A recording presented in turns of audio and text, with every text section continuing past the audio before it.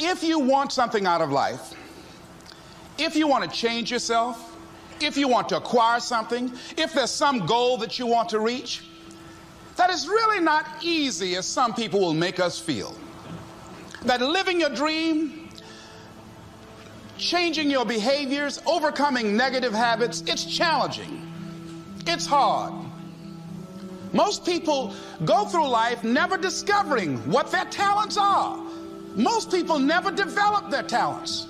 They have skills and abilities, but if you don't nurture them, if you don't develop them, they will never serve you. Your gifts can take you many places if you develop your gifts. Most of us don't like to do those things that come easy to us. I've always loved to talk to people. I decided, taking this advice, to develop my skills as a speaker. And my gift has developed and it's taken me many places. You have something that you brought to the universe, and that if you decide that my life deserves my developing this, what I do well, and becoming the best at it, and mastering myself, and seeing what I have within me, if you decide to drop your buckets where you are and develop your gifts, I grant you, you'll never ever be without.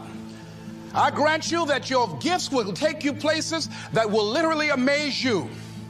I grant you that if you begin to work to develop your gifts, you'll develop a strong sense of happiness. You'll get a larger vision of yourself, because part of beginning to get a larger vision of yourself, all of us need some area of our lives where we can have a feeling of competence.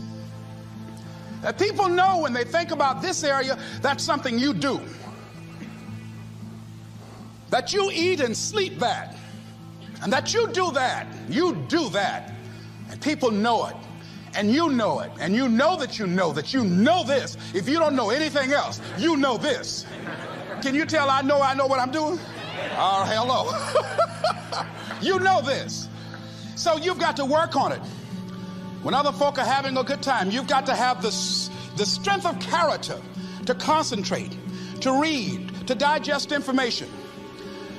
If you decide in any particular area that you're concerned about to make a conscious, deliberate, determined effort to read one book a month in that area, in 5 years you'll be among the top 5% experts in the world. I read a minimum of 2 books a week. The average American reads only 1 book a year. If you decide that area that you love, that you are going to master that particular area, in this era of accelerated change, overwhelming complexity, and tremendous competition, as you begin to develop and expand your skills and your talents and your vision of yourself, you will always be in control of your destiny. The next thing is, whatever it is that you want to do, you want to do it massively. I have a friend who was telling me that his sales were down.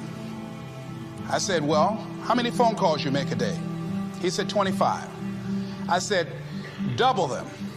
Make 50 or 75 or 100. He said, oh man, that's just too much. What do you mean too much? You behind on your bills? You're talking about too much? You know one way to get back on your feet real quick is to miss 2 car payments?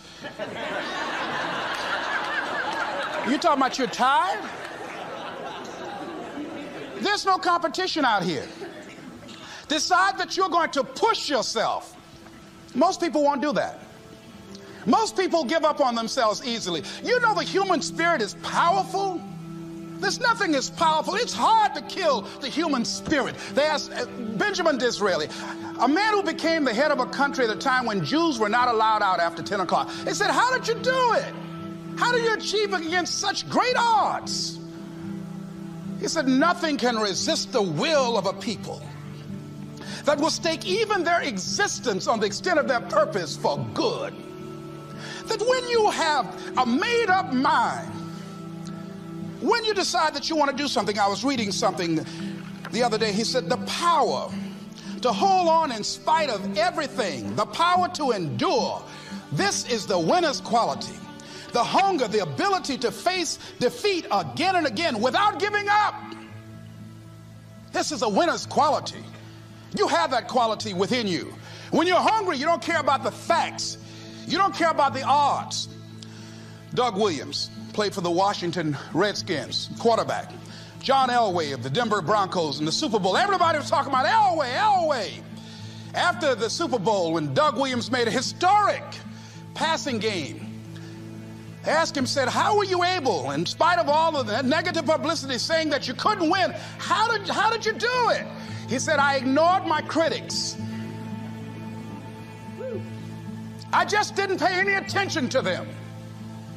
I ignored myself because they kept on saying it so much. There were times I doubted whether or not I can do what I needed to do. There's a Doug Williams in everybody here. There's greatness in you. And you've got to learn how to tune out the critics outside and the critic inside. And says, I'm going to do this. I'm going to harness my will. And I'm not going to let anything stop me. I deserve this. I'm going to do it until. And this friend, I told him, said, start increasing your calls. I said, I make 100 calls a day. I got a callus in my ear. My ear's kind of dark. You can't see it, but it's there.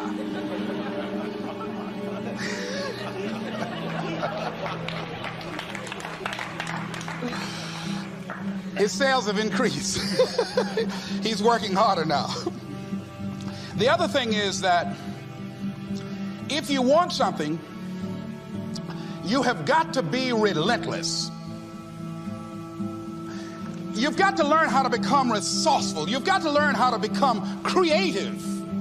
When crises strike in your life, and in the Chinese language, crises mean danger, but it also means opportunity. And this is an opportunity for you to grow. And you've got to be so relentless, regardless of what comes down the pike, that you're always looking for a way to get over, always looking for a way that you can break through, always looking for a way that you can win, always looking for a way that you can strike a telling blow. And pretty soon, I think there's some people watching us in the universe that say, wait, let's call a meeting over here. You know that guy Mustafa? Look at him down there. He won't stop. Just that fool don't know he can't get over. Look here. Why don't we do this? Let him go and let's mess with somebody else. Let him go on through.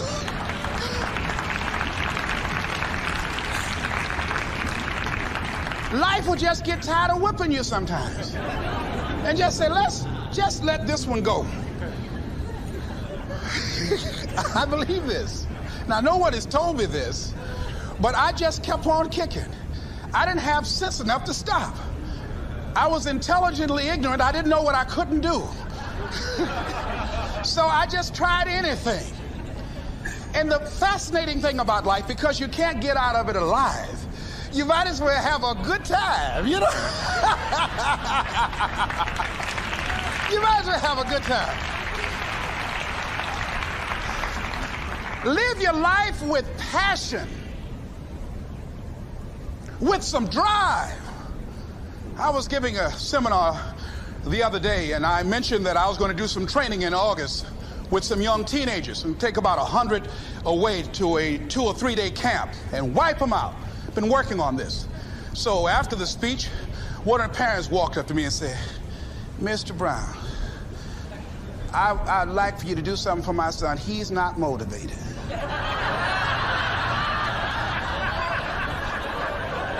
I said, I wonder why.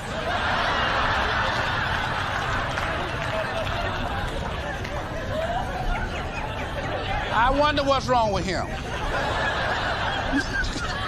He had no fire whatsoever. See, what you do speak so loudly, folk can't hear what you're saying. And so if you don't have any fire, you know, you've got to watch the people, the relationships that you develop. Have people of kindred mindsets. If you're around folk who are dead and negative all the time, they will affect you. You want people that are around you that have smiles on their faces, looking good. I was telling a group last week, Abraham Lincoln refused to hire a guy because of his face. They said, but the guy can't help it. He said, anybody over 30 is responsible for their face. If you have some depressing face looking at you every day, it affects your blood pressure. keep these dead faces away from you. It's contagious. This is serious. So you've got to watch your countenance, watch your face, have an uplifted expression, watch your body posture. All of these things affect you psychically. You got to be the kind of person that you are fearless. Fearless. Folk leave fearless people alone. There's some people walk through a neighborhood and every dog in the neighborhood would bark at them.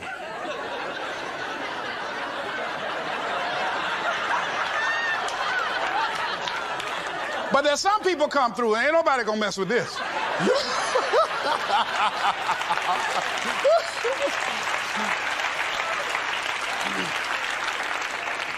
You are unstoppable. And because you are unstoppable, because you've got power that you haven't even begun to use yet, you owe it to yourself to release your brakes. How many of you have had the experience of pulling out of your driveway and you mashed on the accelerator and the car was just going, and couldn't move, and you mashed harder and it couldn't move, and then you discovered you had your emergency brakes on. And then you release those emergency brakes and it goes, choo! Have you ever had that experience before? Most of us go through life with our brakes on, holding back, not giving all that we have, not sharing all of ourselves. Most of us go to our graves still holding on rather than releasing it. What are some of those things that keep us from releasing it? Because of past experiences, past defeats, past pain. We look back, well, it didn't work out then. It probably won't work out now. Many people get confused their performances with who they are. I was reading Pat Riley, the coach of the Los Angeles Lakers.